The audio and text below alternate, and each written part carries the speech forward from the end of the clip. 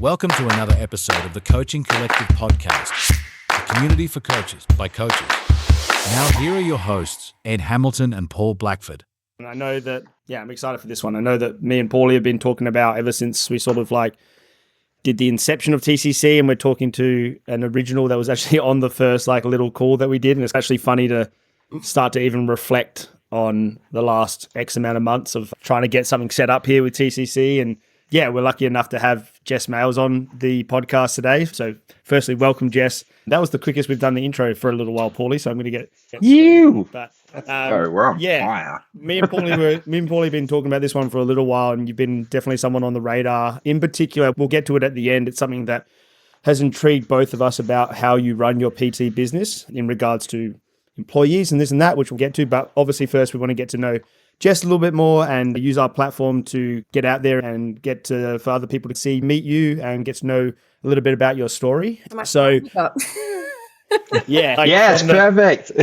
Like we said, from the coaches' intros, also got me excited in regards to seeing the story that came through and having that platform for us to even share just and see a little bit of it, which makes me even more excited for what we're going to dive into today. But yeah, I guess we'll knock it on the head like we always do. This is a podcast about coaching for coaches, a community by coaches for coaches, as we say. And yeah, we're all about that. So our number one question, like we always start with any guest, Jess, is what does coaching mean to you? Yes, I love this. And I'm not quite up to date, but I've listened to nearly all the podcasts. And I've actually really enjoyed listening to this question because it's so different. Like every person is completely different. So it's been really interesting. But for me, coaching for me is, and it connects with how I initially got into the industry to start with, but for me, it's creating this space for women to feel welcome, to feel a part of something, to have no judgment, to feel empowered, to get to know themselves and be like, holy moly, I can do that. Like just those little things, that's what drives me in regards to the coaching. That's awesome. I love that. And it's nice to, as we always say, Paulie, and we always make the jokes around how many listeners that we have to this podcast episodes every single week that we post one out. So it's nice to actually have someone check in and also be able to reflect and hear the different stories and as to why we want to ask that question, because we obviously realize it means something else to every single person that we have on, and to get that into, your perspective on it is great, and it reflects and obviously what you're doing now with the way that you have your clients and the team that you have around you with that as well. We've kind of briefed, but yeah, getting into your story, Jess, it's definitely an interesting one, and it's one that has a timeline as to the reason how we shot through those questions to you. We talk a lot about on here around sort of education, onboarding processes, through learning through experiences and mentors. And yeah, I guess starting at the top of that list that we went through is it's 2008, 2012. You've just started you've started at TAFE. As you said, you're the youngest person to be onboarded into the TAFE process regarding Cert 3 certifications and Cert 4. Yeah, flashback to 2008. Start us as to, hey, how did I even get into going to the TAFE? What was the step prior to there? What was the thing that kind of led me down the fitness journey? And then your process and your steps and from 2008 onwards. Yeah, cool. So I guess about right back at the very beginning, the kind of the start of my story and why I got into it was I, like many people, had an unfortunate journey through high school. Year 8, I was bullied, harassed in and outside of school from older students at the school. Year 9, I got involved in the wrong people, got suspended, got physically beaten up as well. So by the end of that, I was like, I'm done. I need to get out. So I went to my parents and I said, you can send me to school, but I'm not going. I need to change. So from that point, we tried to get into many different schools, and I couldn't get in due to catchment zones. I couldn't get in because they were full. I couldn't get in because finances can't afford private schools. So we had to look at the drawing board and go, what else can I do? And I had a girlfriend at the time who was the year above me who was going to TAFE to do Cert 3. So we thought, okay, let's look down this avenue, see what it's like. I was a swimmer at the time, so fitness was what I loved. And straight away we hit a hurdle because they wouldn't let me fill out the form because I'm 15. We don't accept 15-year-olds. The minimum age is 16. And I was like, okay, what do I do now? Just about at breaking point. But I guess I was very lucky to have so many people around me that supported me, because at the time I had a personal trainer through swimming by the lovely name of Sue Kitching, who's actually still in the industry. And we spoke to her about it because she's actually a TAFE lecturer. and still is a TAFE lecturer today in the fitness world.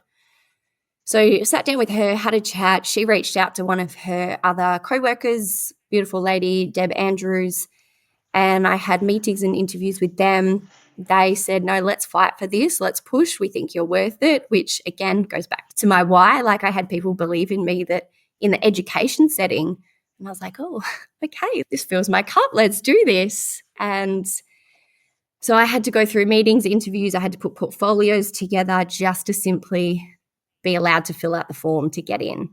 But I did it and I got through because I simply had people fighting for me. So we got through and I was 15, little me sitting in the back row. But we did my Cert 3 and then I had to stay in education until I technically finished Year 12. So I went on to do Cert 4 Sport Development, which I don't even think is run anymore at the TAFE. From that, I needed something more. And at the time, I was like, let's get into uni and try teaching. I did 6-month prep course at uni. And then I followed into a year of teaching when this is not for me. And truly not. So I got out of that and I ended up going back to TAFE to do my Cert 4 fitness. So that led me to finally finishing all my degrees. And I actually really enjoyed and I thrived through my TAFE quals. Okay. I think there's a couple of things that go there because one, I was so young, like 15 to 18 years of age. I had no experience gymming, like basic from a PT type thing, a couple of days a week, but I didn't have experience training myself in the gym. I didn't have life experience. I was learning everything. Like I was just absorbing it all because I had no background in any of it. So I really enjoyed my certs. The other thing I think is different now is it was very practical based back then. So it was face-to-face. We were doing work experience in multiple gyms. We were doing indoor work, outdoor work. We were bringing people into TAFE. We did a lot more than I feel is done today. I feel it's very different from what I've heard and I guess from others. So yeah, every time we do these podcasts, it's just the stories are just so good. And it's just, it always makes sense as to like when we talk about the versatility and the differences once you get into this industry and where people want to go down and you reflected on it really quickly at the start there. That's my why. It's because at 15, I had someone believe in me and someone that gave me a chance. And it is just crazy how we talk about it in all of these, Paulie, like my onboarding to your onboarding to Sam's onboarding to this onboarding to that person's onboarding. It is what sets your trajectory from the small amount of data we've collected from the people that we've spoken to. It really does set your trajectory for a sort of like where you tend to end up in the industry, which is just coming back to ground zero, which is trying to do what someone's done for you or some experience that you've had that maybe you don't want other people to go through, or you want to work with that sort of special population in that area. And I just think, yeah, it's interesting getting another perspective and hearing someone else's onboarding process. And again, you say that, Paulie, all the time to people, it's your story. We're getting fitness from the Jess Males perspective. Jess Males filter. Yeah, the filter, and it's no other. And it's what I love about sitting here and just, it's so different to how I went through it, and I know it's so different to how Paulie went through it. And I think it's cool to see two of you in the room, in the virtual room, who actually have had fitness as the primary career path for pretty much since you guys were teens, right? So yeah, Jess, very early. That's an epic story about getting into TAFE, the 15-year-old, and being able to actually start pursuing something that you are still working with. You're still in the industry now. That's epic. Like, that's a cool story. Same goes for you, Eddie, early on being involved in fitness, and you're probably the longest in the gym. I was just a gym rat. I was just like 15, 16. Just an OG gym rat. No idea. Bodybuilding.com. Let me have it. Whatever it's going to be. Just those days of, makes me sound so old. But yeah, that's the different onboardings for each percent. It makes it unique. Yeah. I've got so many questions, Eddie, from that little snippet that you've just taken us through, Jess. And I'm just looking at sort of our run sheet because there's definitely more that you're going to dive into in regards to what happened next and the likes. And some of the questions I'm about to ask you might actually lead there. So run with it if it does. I just want to comment on the really interesting takeaway being that it used to be more hands-on, and now you think that it's not as hands-on. And definitely our last podcast with the one we did just before Dan with Scott, he mentioned a lot about being able to bring on people into his business and how important it is for them to actually be in the gym, hands-on, immersed in the culture. And I wonder why that changed.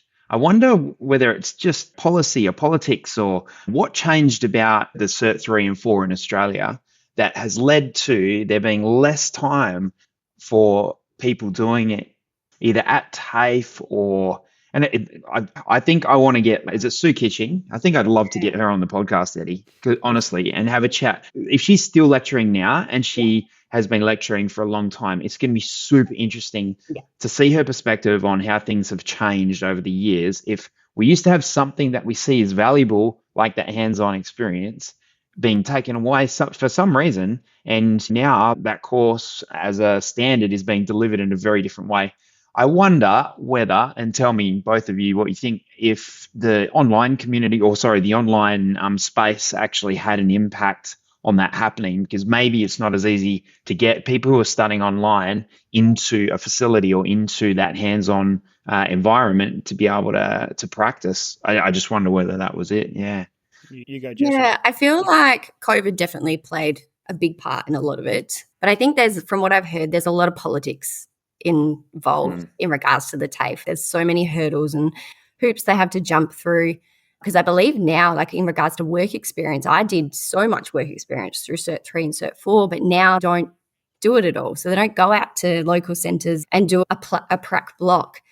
They simply stay at TAFE and they bring a couple of people in and train there. And I don't feel like that gives the same outlook. You're in your comfort zone at TAFE. You're not getting out and meeting the general population and getting outside your comfort zone in regards to meeting different people. It's not your family or your friends you're just bringing in. So I'm not sure why that's changed. I feel like that's a good almost like bridging, because mine was like what you just said there, whereas we stayed in the TAFE.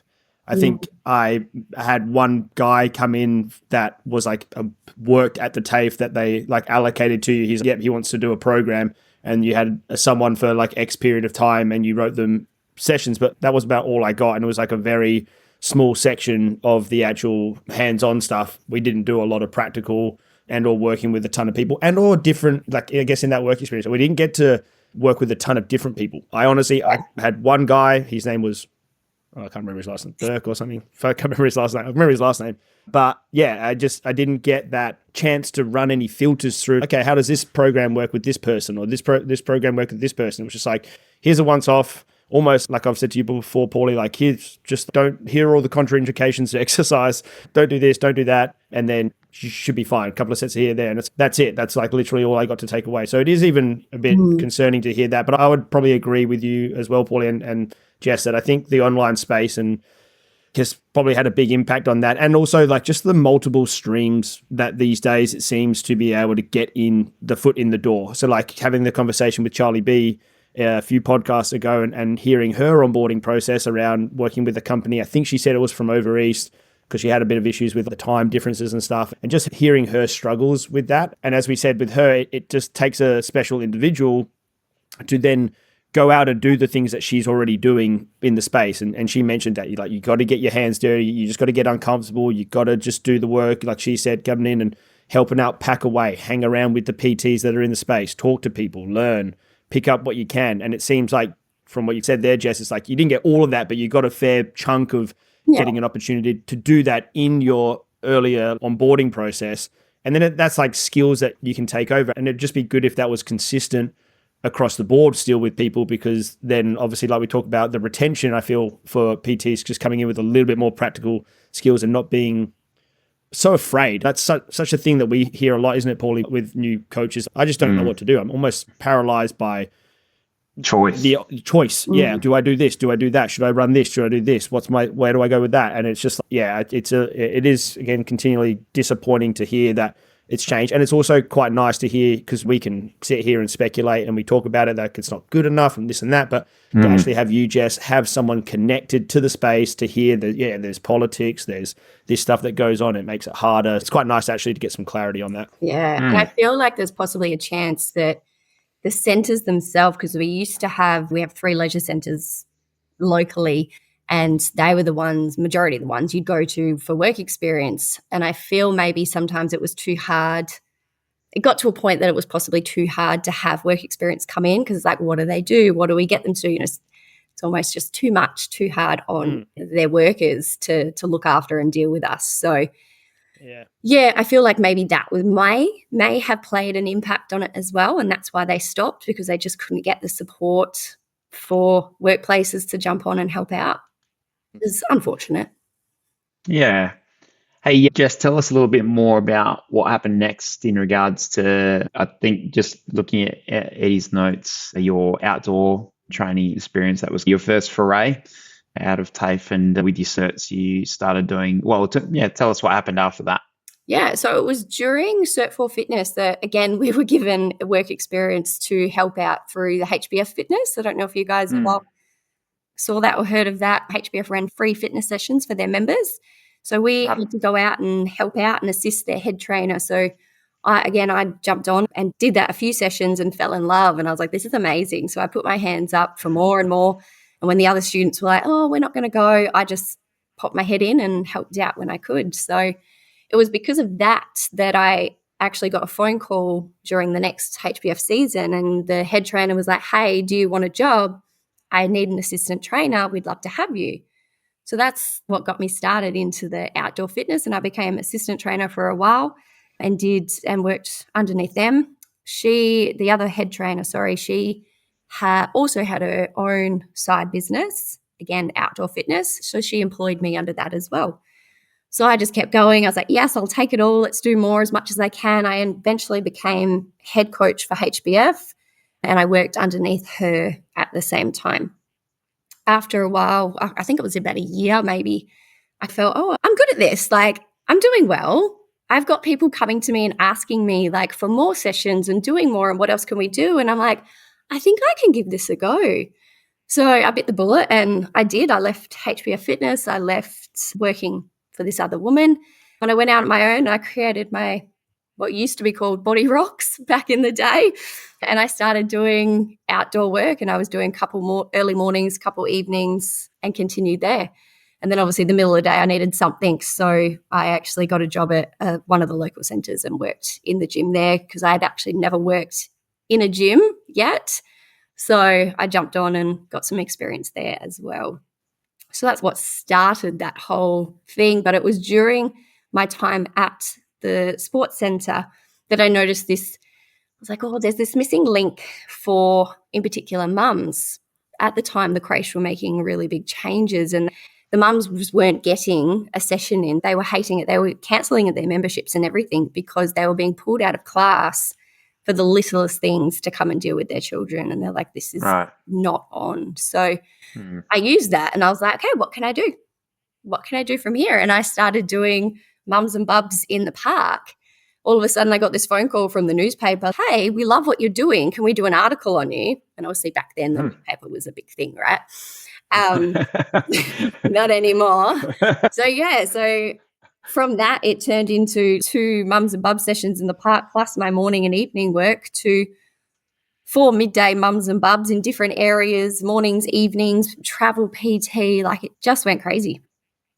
So yeah, that's how that all started. I just think, and again, maybe this is with not talking to enough like new people coming in, and it takes time to create your story, but like same thing with like Sammy and that. It's just like getting in there and just getting your hands dirty and giving it a go. And we spoke about this a little bit a while ago, Paulie, like you make your own luck, right? Like you've got to be in there. You've got to be in the space for those opportunities to get the call from the guy that's running the HBF to be like, hey, you want to come and do that? To then build the confidence to be like, oh shit, you know what? Like I'm actually doing pretty good here. To then I'm going to go and develop this thing. And then that solving that problem created another problem, and you saw another problem to solve with the mums. And it's just, then the newspaper contacts you. You don't set out ever to do any of that stuff, but I just constantly think it's a really good thing to hear from coaches that have been in the space of just give it a go, get your hands dirty. Don't say no to opportunities. And again, I think sometimes now with the lens that we can look through, and we've spoken about with the online space and this and that and social media and marketing and bloody how good you can look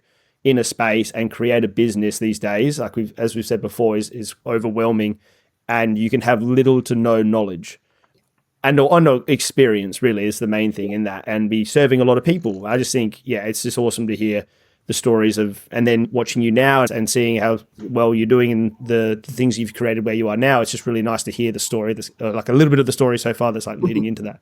But yeah, I love this shit. I really like that you've spotted opportunities, like the places that you were head trainer at HBF, and then all of a sudden you started to spot these opportunities that people were coming to you for more sessions, and you were trying to figure out, oh, hang on a minute, I could actually do something with that. And then similarly at was it the leisure center or the gym that you're working at, that the creche was not doing the biz, and so you spotted that opportunity for mums and bubs. That's really cool. And one of the questions I want to ask you was about how you started to develop that niche around mums and women. When you were talking about what coaching means to you, you were talking about women being in a place that they feel empowered, and looking at your socials, so you've got that vibe. I imagine, I'm not a mum. I'm a 100-kilo dude who has kids, but I'm not a mum. And just having done some parenting stuff lately in regards to bringing up boys and healthy boys with healthy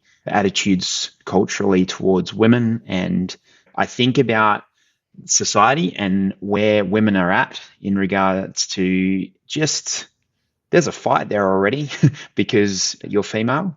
And so I love the idea of creating spaces, communities, virtual spaces, and activities, and exercise is empowering in itself. Like, that's a really cool niche. I think, Jess, I'm super keen. I'm going to stop talking because I'm super keen to hear more about how that progressed and developed. Yeah. So the Body Rocks thing was going down, and you were doing mums and bubs. Yep. And then that was for a little while, and then that led you into a facility, or yes, starting your own facility. I guess before I got into the facility, I had at one point 5 early mornings, 5 mid mornings, and 2-3 afternoons. And I was like, but there's more demand. Like, I can't keep up with it. So I actually got to the point I was like, I need help. I need somebody to help me because I don't want to stop. I'm not at my limit. Like, I can do more. So that's when I went, right, I was a subcontractor for somebody. How about I get somebody on with me? And that's what got my first staff member. And previously it was, you guys would have been around, where you couldn't get a job if you didn't have experience. But who's going to give you experience? So this girl that came to me was in that pickle. She applied for nearly every centre locally, every gym. Nobody would give her a chance because she was a freshie. She had no experience at all. So I said, "Okay, come on board." And I think I worked with her for a good 3 months, just co-coaching together, building her up until she eventually took over a few for me so I could recenter, get my bearings, and then we just built up more and more, still outdoors, to the point that we were working the same days, just different locations. But obviously, as outdoors is hard, summer it's scorching hot and you get sunburnt, and winter you just get rain. And when you deal with children, that's really hard. So that's, again, I hit that hurdle and went, what can I do next? What do I need? I need a roof. So that's what led to, let's head down, bum up and work and save every cent so I can get our own place. And we did. We make it happen. I started for a 6-month journey of looking for venues, found the right one. I think I only saved 20 grand, but I used that 20 grand to deck out the whole gym and get us indoors. And that's what started. Wow, that's so cool. Was this still Body Rocks? Just in the Yeah, cool. Yeah. Nice. So kept the same name and kept the same branding and everything. Didn't rebrand or anything. No, I think we slightly changed the logo and the colours. That's when we moved indoors. We turned to fully female only, because I knew pretty early on that I'm happy with women. I don't, no offense, but that was my comfort zone. That's your niche. Yeah, 100%. Yeah. Hey, Curves had a great run for a while. They did. Yes. It was a thing. It was so funny because I felt like I got this secret squirrel club vibe from it. I'm like, oh, there's a Curves. I've never been into a Curves, and I never will. Yes. Whereabouts was this? Where were you guys located at the time? We were in Bunbury on Denning Road at the time. Okay. In one of the units down there. So, yeah. And you've always been in the Southwest, like everything. Are you, Yeah. Southwest girl, all this stuff happened down here, not coming down from Perth or anything. No, we moved to Bunbury when I was in primary school. So pretty much the whole time. So I guess one of the things, just to like almost recap where we are now before we still lead into the next parts, is like we talk a lot about with other people in regards to mentors and people that have assisted along the way from the very start. Obviously, like you said, when you were 15 and you had the support from others to get your foot in the door. But then from there, it's seeming like you've really just, like we said, taken the opportunities as they've come. I'm sure at the HBF thing, there was the trainers that kind of gave support and at the other areas. But has there been anyone or multiple people in particular that you said from the start you had your eyes set on doing what someone did for you when you were 15 and being able to help someone like that in the same way? But is there anyone or multiple people that stood out to you as a mentor through your time leading to where you were now with your own space, and I guess had an impact in the way that you do the actual thing that we talk about, which is like the craft of coaching, like the hands-on with my clients, not necessarily the business structures, but run us through that a little bit more. Yeah, I would say Sue Kitching would be my number one. She started me from the very beginning as a PT, got me through my certs, trained me through my certs. But not only that, she actually came and worked for me once I opened the gym. Cool. So that journey didn't end. She was always there supporting me. I could always lean on her, ask her questions. Once I started employing people, because she was at the TAFE, I'd always reach out and be like, hey, have you got any upcoming students that you think would be the perfect fit? Yeah. And for many years, I was basically a mini Sue, So she would be my number one. Other than that, it is different people throughout your life that come in and help you with a certain period. The lady that took me on under her belt, she gave me that opportunity, which was amazing. The people that employed me at the centre, they took me on. They taught me through the ways of working at a traditional, what I call a traditional gym and all of that. So there's definitely been people along the way, but Sue is hands down been my number one. Number one. What a handy connection for you. Because I was just about to say that. Because probably the primary thing that Eddie and I have spoken about having you on is employment. So employing other PTs, because there's something that we just, other than ROM, we don't do it. The movement in regards to us as PTs, we don't have subbies working for us. But when you look at the growth of a particular niche, and you said it yourself, and you got to those bunch of sessions and you didn't want to stop, you still wanted that to grow. You could still see a need to be able to help more people.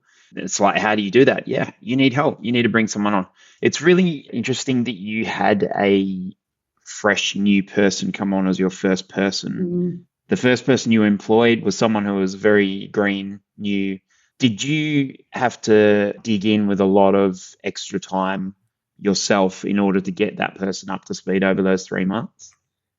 Yeah, like I did, but I loved that for a couple of reasons. One, I think because, again, I was really young. I didn't want somebody older than me because I did things so young. I always had people looking down on me. What do you know? You're so little. You're so young. You don't know what you're doing. For me to have someone younger than me be freshie, they actually listened to what I had to share and teach, and they took it on. And yes, like I did a good block of training with her, and I spent the time at every session running her through things and saying, hey, how about we do this instead? That's going to help. But I loved it. I really enjoyed that. I, for many years, preferred a freshie over somebody that had some sort of experience, because they thrived off getting given as much feedback as possible. They wanted to learn, and they were eager to learn.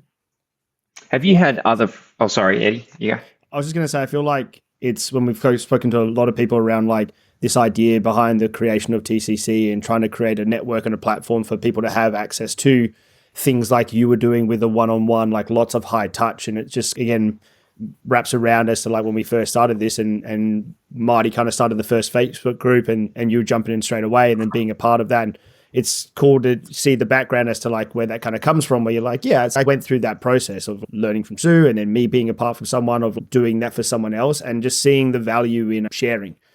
Like that's really like in helping others and trying to get someone else to grow and to be better. It's just, I know we do that for our clients as a business owner, and taking a newbie under your belt and having the experience of seeing them go from where they were, and just by your level of experience and helping, it's cool to see that and then see your eagerness as to jumping in with TCC and helping out there. And yeah, it's just nice to see where that kind of resides and comes from, and hearing your story a little bit more.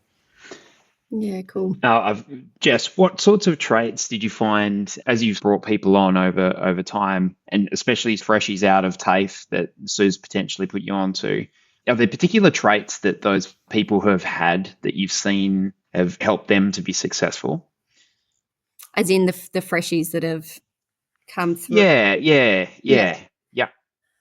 Those with experience as well. But if we're taking someone who's just coming out of a Cert 3, Cert 4, if they're young, like you, there's not a lot of experience in life or other workplaces potentially. They've got the skills and knowledge that they've learnt at TAFE, and then they've got themselves, their personality, who they are, their character, etc. So are there particular traits that those people have had where you've seen, oh yeah, that they've been really successful as a coach, and I saw that's because of the way that person is, whatever. Yeah. Are there any traits that are common to success in coaching? Good question. I know exactly what I'm envisioning, but I don't know how to get it out. So I've definitely You just throw words at it. Go. Yeah. Okay. All right. So I feel like I've met lots of different trainers, and especially over the last couple of years as well. I've met some freshies as potentials, but it's definitely something more intuition that I feel the ones that have been successful, the ones that have thrived, the ones that have been like amazing employees are the ones that are genuinely nice people. Genuinely nice people. Sounds so bland, but Nah, like if I throw out some words like they care.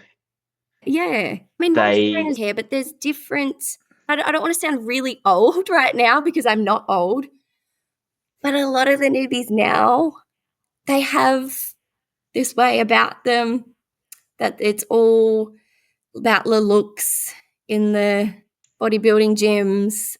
There's just not as much care for the general individual people as a whole, not just like a one general niche, like this is the person I want and that's what I love. It's a bit rarer to have that type of person come through who is that, let's just say I know what you're saying, it's not exactly that, but it's like that genuine good person. A person that cares, maybe there's some empathy in there and they're really able to connect with that client and feel the pain. Feel the pain. And then generally have the drive to want to learn and eagerness to just like we've said, get their hands dirty and get in. Like it's actually really hard to find those people and that person. I actually brought on through TAFE last year, and I said, hey, like next year I need another trainer. I want to bring you in. I want to train you up. I want you to come in twice a week, and I'm going to work with you and physically teach you everything I have over, I think it was a 3 or 4 month period. But by the end of this, you will have a job next year. And started off great. A few weeks in, all of a sudden, just all got too hard, too much, and I got ghosted, like completely ghosted. Oh, dude. And I was like, okay, like that's a perfect example of not having the drive to want to get their hands dirty, get in, take on the initiative, get that experience. So, yeah. That's tricky. That's tricky.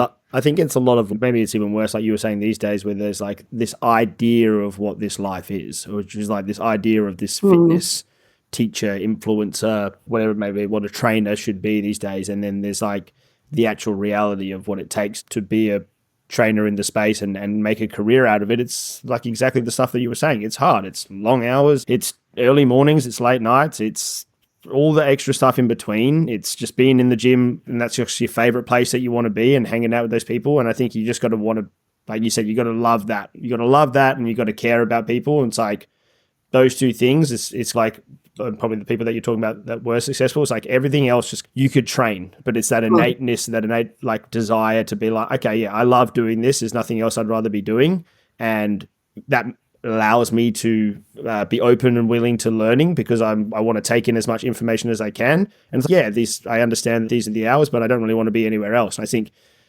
maybe it is with the span of stuff like we spoke about in the podcast the other week, Paulie, with the online space and the in-person space, and we see this massive trend heading towards online because of the scalability of it. And so I hope we just don't lose that coaching aspect, the rawness of working with people in person and the brick and mortar spaces and what they have to offer over the online space is so much more. There's such a dichotomy between those two styles in that I'm already there. I've got a portion of online and a portion of face-to-face, and it's so hard, so much harder to do the caring thing in that disconnected asynchronous online space.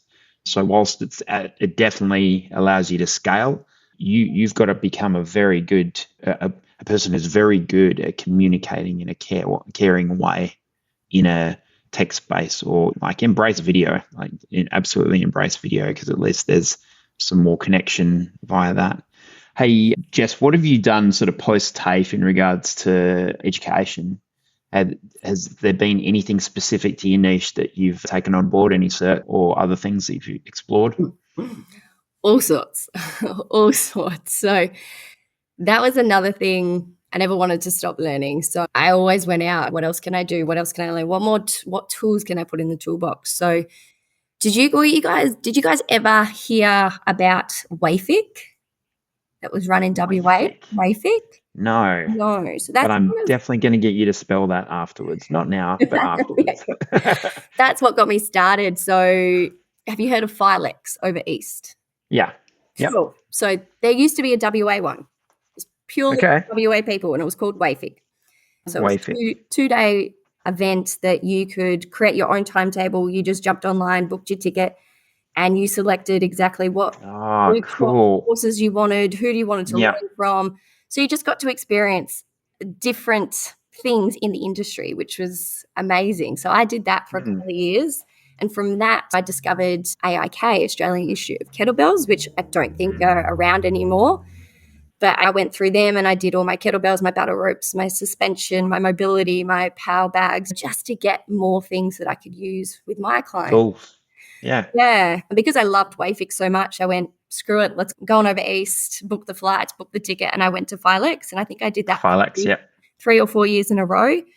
And again, pre-COVID, like it was the biggest fitness industry event in the hemisphere. Like it was huge. Up to 4 days, 3 days of create your own timetable, 1 day business summit. And again, we got to listen and learn from the industry's leading. Like it was, it was great. So again, from that, great event. Met new people, found new courses and workshops that I could go and do physically in WA, or I could jump online and do, which wasn't so much back then. A lot of it was all face to face. Yeah, so I did heaps of them. Actually, the second last year I went, I was like, I think this is going to be my last year. I'll skip for 1 or 2 years. And they were running a competition, give away a free ticket for next year, and I bloody want it. And I was like, oh God, what do I do? I'm going to spend more money. So I actually, again, put my head down and worked my ass off and paid for all my flights on flybys, and all I had to do was pay accommodation. I was like, look at me go, got this. So good. What a trip. Awesome. Yeah. That's another thing that like I know Carter brought up when we spoke to him about it, that like back in the day it was very much more like in-person things were what people held. They held workshops, like he used to say. He used to travel here and he used to travel there, and he said he lived in Albany, so he used to travel to Perth every other week and jump in and get as much done. And now, like we said beforehand, the conversion over to online spaces and seminars are in there, or just courses that you can jump on and pay for and purchase. And I think, again, like you're sitting there talking about all that stuff, it makes me just think, geez, I need to go and do more. One thing I loved about Filex was do more stuff. The networking. The amount of people that I met and still communicate with today. I went to Filex 1 year, and it was just, there was so much. The animal flow community representation there was huge, and the workshops and whatnot that I went to was super valuable on the day. But you're right, it just opens your eyes to like, oh, I want to do more of that. I want to learn more of this. And the connections were fantastic. So seen as a fairly important part of you in continuing your career as a coach, continuing to learn. And I guess the industry is always changing for us. So there's always new information and new stuff to take on board in regards to how to deliver our services. Yeah, that's epic, Jess. COVID. Oh, sorry, Eddie. No, I was going to say that exactly what you were about to say. And then it's COVID 2016 happened. to 2016 to Yeah. 2020. So COVID happened and it changed the education space big time. A lot more sort of online stuff being delivered. What did that do to your coaching business? And yeah, how did you handle that? During the COVID period? Yeah. Yeah, cool. Can I pause for 2 seconds? Sorry. Yeah. But my laptop's about to die. I did fully charge it. So I'm going to quickly grab the Yeah. charge. Yeah. I'm 100% putting this in the bloopers though. This is going in. Do it. I'll be back. I'm like, I need to Sorry. do more. I keep cutting you off. Sorry, bro. What? I keep cutting you off. Stop talking. Sorry, bro. Buttons. Is that the end? No, you got to save those for after. Go, Jess. Go. Go, Jess. Go. Don't worry, it's because we're early. We've got plenty of time. Right. Yeah. How much time do you have? I know, right? We're on. We're good. Okay, so All right, Jess, it's COVID. 2020. It's 2020. COVID happened. 2020 COVID. All right, honestly, this date is what's the word? Etched Etched in your mind, my in your mind. memory. Yeah, March 24th, 2020. It was a Monday. I was currently 6 months pregnant with my second child as well. And we had to close the gym by lunchtime that day. And we didn't know what else was going to happen from there. It was so unknown. So that day I went in the office with my admin lady because I had an admin staff at the gym and put a sign on the door, do not disturb. And we sat there all day trying to make phone calls, couldn't get a hold of anyone because the phones were inundated. I was like, I don't know what to do. What can I do? What are the options? But yeah, we sat down and went through pros and cons scenarios. If this happens, what does this mean financially? And vice versa, both ways. And I sat there and I looked at it both and I said, I've got to make a decision. Like, this is worst case scenario. Can I get through that? Can I support that? Am I okay with this? And I wasn't. So that day I decided the gym's closing. This is it. This is the end. It was the hardest day. Hard day, yeah. It was my baby for so many years. Yeah. My first baby. Yeah. So we closed the gym. Yeah, big decision, yeah. Yeah. Because I remember that day. Oh, sorry, you go. It was hard, not only hard for me, but there was 2 other trainers. There was my admin lady. There was 4 other ladies that worked in the kids area as well. So it wasn't just affecting me by closing the gym. I was affecting so many other people and families that, guess what? We don't have a job. We're out of work. Yeah. And like everyone that you serve and all the people that have that space as their space. And it's just hard time. And yeah, sorry that so many people had to go through and to hear that you had to go through that. It's not I had easy. So many people contacting me after saying, hey, if we just keep our payments going through this period of time, can we keep the gym open because I want something back? And yeah, it's pretty full on. Yeah. That's a testament to you, though, again, a community that you create and the people that you surround you with. And again, I guess like the power of community, but also training, health, fitness, like what people are willing to do to keep that as a part of their life. I think there aren't too many other places out there like and this was something that Scotty Hook talked about, being seen as unessential and how that was a big moment for him. And so I see people paying for hair salons to stay open. They're going to pay their hairdresser to keep their thing open. We've got people that are literally wanting to spend their money whilst they're not even using the service because they understand like the impact and the positive impact that it has on their physical and on their mental health. And again, for us to be seen as not relevant in this time of, obviously it was unknown and no one really knew what to do. But yeah, it was, even like Scotty was saying, that was a little bit of a shock and hard to hear that it wasn't something that we could try to push back in earlier for people. But yeah, because even all the direct debit companies, they emailed and said, as of this date, we're stopping all payments. So they physically stopped people's payments coming in. You just couldn't, you had nothing. That's mental. Yeah. So crazy. And I remember that day. I remember the day in the gym actually very vividly. Eddie, I don't know if you do. The last We- session. Just the meeting that we had where it all got real. And yeah, it was a scary time for sure. A lot of unknowns. And so that was the end of Body Rocks. Yeah. Yeah, I still have the big sign that was on the front of the door in my backyard, Wow. put on my shed. Ah. That's my little piece. Yeah, for sure. Yeah. So yes, Geez, that's end of a big chapter for you.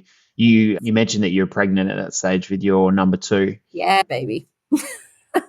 COVID baby, yeah, Baby. yeah. So I guess that obviously had some bearing on then how much coaching you were doing during COVID. So during the lockdown and stuff. Yeah. It was, I'm going to have this baby. If we're starting to get back, then I can't. Like, I've literally just had this baby, had this child. So I can't physically come and do much to anything anyway. So therefore I'm having to pay someone to do it. But hang on, we don't have the finances to do that. Yeah. So Yeah. Then did that lead into whatever was next? And we know what's next. Maybe you could tell us a bit about that in regards to Jess Males Fitness. So so I had the rest of the year off on 2020 and just became a full-time mum. And at the end of the year, I was like, okay, I need to do something. Like, this is the first time in my life that I've had months off of doing nothing. So at the time, you were doing plenty, by the way. I was just about to say. Yes. Kids keep you busy. I was doing family, yes. But we had a new flash gym come to town. So I was training in there for a few months. And one of the trainers there said, hey, when you're ready, we'd love to get you in the group fit room and take some circuit classes. So I hit her up. Okay. And that's what got me into that gym. After a couple of weeks, I was like, okay, I'm ready. Let's do more. Let's go. So I started putting myself out there again, rented some floor space and started PTing. Unfortunately, that place wasn't the right fit for me. I lasted 4 weeks and got myself out. Everything, the timing just worked really well that I was actually approached by CrossFit Bunbury because one of my ex-clients was training there and she had seen that, hey, Jess is out now. She would be great. So they reached out to me and I went and had a meeting and I just fell in love. Like, your values meet mine. We've got great energy together. How quick can I move into this gym? And I think it was within a week or two that I had fully moved over and just slowly built up again. And once again, I've gone from just me and I said to myself, that's it. I'm working 3 days a week. I'm not doing Mondays, Fridays. I'm keeping it at myself to now that I've got me and 3 other trainers and all my days have changed and I'm working more, but I've found the balance now. And again, that comes down to having support from other trainers to share the load. So I've never employed anyone in the fitness space, so I don't. I've definitely interviewed people for roles at a movement in various capacities that I've been employing for another role. But to think about subbing another trainer underneath me in Southwest Fitness, like that's I haven't gone anywhere near that. Did you use any of the experiences that you had prior to, say, COVID and in the build up to Body Rocks? Did you use those experiences to help find people, bring them on onboarding for them, etc., and basically have them flying the Jess Males Fitness flag? Definitely. I think when I had Body Rocks, I worked so much on the business and I created all these systems and structures and processes to onboard trainers and things to do. And I feel that I got so caught up in that I lost the simple thing of finding the right fit, finding the right feel for that person. And I went through a couple of trainers that did not work. And I got down to, I was so focused on pen and paper than what I'm doing with this person and how I'm vibing. So I definitely took that on. And when I'm just going to have a super casual feel about it, we're going to have a chat. We're going to train together. We're going to do some shadow sessions and go from there. And so far I've had 3 trainers come on board and I've had no issues. We have this crazy connection with each other that it's just worked and it flows, which is so nice. I've definitely interviewed a couple girls over because I've had a third child as well. I literally got back in 2021 and found out, guess what? I'm pregnant again. So I've definitely interviewed a couple that I knew straight away after just having that, getting to know them as a person, that I'm like, we're not going to fit. I've been very lucky, blessed. Cool. I would just like to ask, because this is super interesting, like we said at the start, like in terms of the practical side of how that runs from you being already a subcontractor with CFB and working from their space to then having people working under your banner of Jess Males Fitness, in regards to like they take PTs, there's a split of the fee for that, or you're running group classes, and how does that work? You pay them? How does that sort of the actual system of having someone being employed under what's you the structure as you're operating out of somewhere else? Yeah, so I keep it as simple as possible. So I pay my weekly rent to CFB, and then I have coaches that work a number of different sessions throughout the week, and they are simply paid an hourly rate according to how many hours they do. So Cool. And that's it. Like, it is just super simple, easy. The girl, like, I've never had any issues arise from it. Yeah. Awesome. And is there enough work for them there to be like they are full-time doing that, or is it for them as a part-time doing something alongside? Yeah. So they all have their main job themselves. Yep. My first trainer works for a packing local business. So she's there a few days a week and then does a couple of days with me. One is a EA out of school. So she does a few hours there and works for me in the evenings. And then the other one's actually now also a TAFE lecturer doing the high school students for fitness and some of the Cert 3s.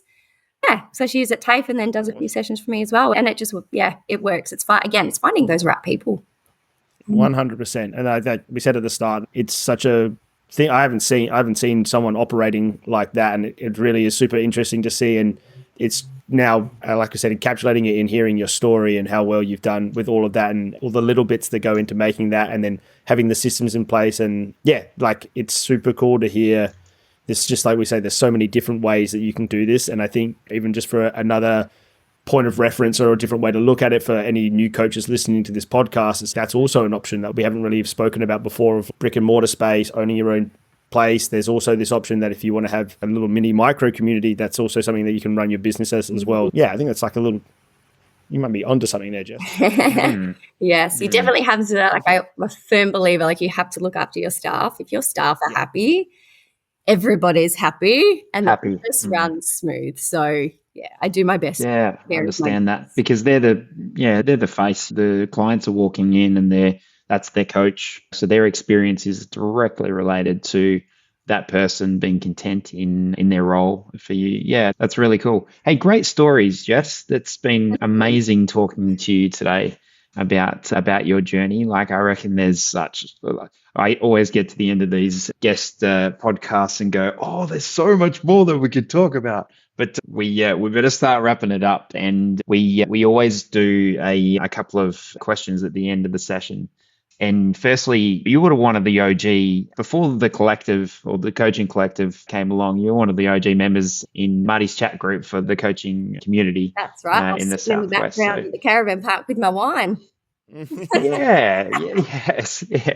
You've been in a little while and seen some of the shenanigans that go on in the Discord chat. But tell us what your thoughts are about the coaching collective and where it fits into the fitness industry and a resource for coaches.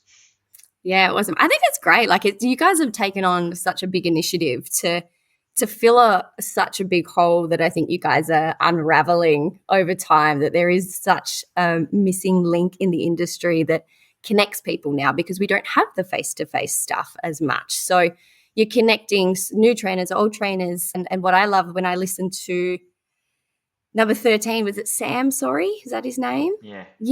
Sammy Newton. I finished that. I jumped on. I followed him on Facebook or Instagram. And I'm like, I want more of you to make those connections between people. And I'm like, okay, I want to do this mobility stuff. Like, what else can I do? So I think it's been great for a connection point of view. Awesome.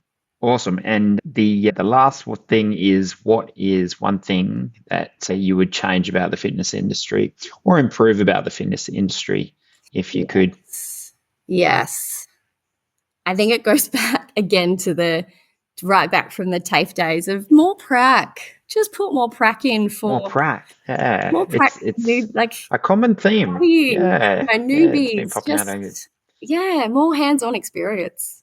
I think it's testament to how important that is to actually honing that craft. And we do it on the daily, just training together in the gym, that session, as much as it is for our own health and well-being, as well as socializing requirements. There's the education piece is huge, just for our own development. And so I think about newbies coming into the industry and just being able to get their hands dirty, get in there. And Eddie, you said it earlier on, just get in there and start doing things, start doing stuff. Yeah. With the skill, with the knowledge that you've got so far, because that knowledge will grow as you start to apply and see what works and see what doesn't. Yeah. I think another perspective, like it'd be great to have these things available, opportunities for people to do more prac. But at the same point, I think another perspective is it wouldn't take much for the individual person to also reach out to somebody and go, hey, I'm studying. While I'm studying, can I come and do some work placement? And can I learn from you? So that's a good point. That comes right back to finding the right people. And you said one of those traits was the willingness to learn, the willingness to put themselves out there. Yeah. Hey, thank you. We speak about, just for the TCC as well, is trying to build that. And as we dive into this more, it is becoming apparent that we want to create a space, in particular for new trainers, to feel like they have that network and that they have a space to be able to ask that questions to experienced coaches in the space. So like having you in there, Jess, and like everyone else that we've interviewed. And I think if you're going to have a space where you could throw out that question, it's like, hey guys, I'm new to the industry. I'm looking for some work experience. Yeah. Here's a great place for you to start, not only just to start to meet and greet people, but yeah, maybe we're going to be able to help tee up that like part of the hiring process, or somebody that knows somebody that can help out. Yeah, like many ideas obviously that come to mind when we start talking about this stuff. But yeah, like I said, Paulie said, we'll wrap things up there. But before we head out, Jess, just where can people find you? Is it just on your Instagram? What are your socials? Where else are you located that people can touch base? Obviously then spoke about physical location as well, but yeah, where can people find you? Yeah. So we're in Bunbury, working out of CrossFit Bunbury at the moment. Facebook, Insta, and website, Jess Males Coaching and Fitness is the place to go. Cool. Links in the show notes. Yeah, chuck it all in there. Legend. Hey, thanks very much, Jess. Lovely speaking to you. Ciao. Bye. All right. Yes. Cheers, mate. Cheers. See you, everyone. Peace. Thanks for listening to another episode of the Coaching Collective podcast. Don't forget to follow us on Instagram and YouTube. Join all the action on the Coaching Collective Discord community by visiting join.thecoachingcollective.eu/sign up. See you in there soon, coaches.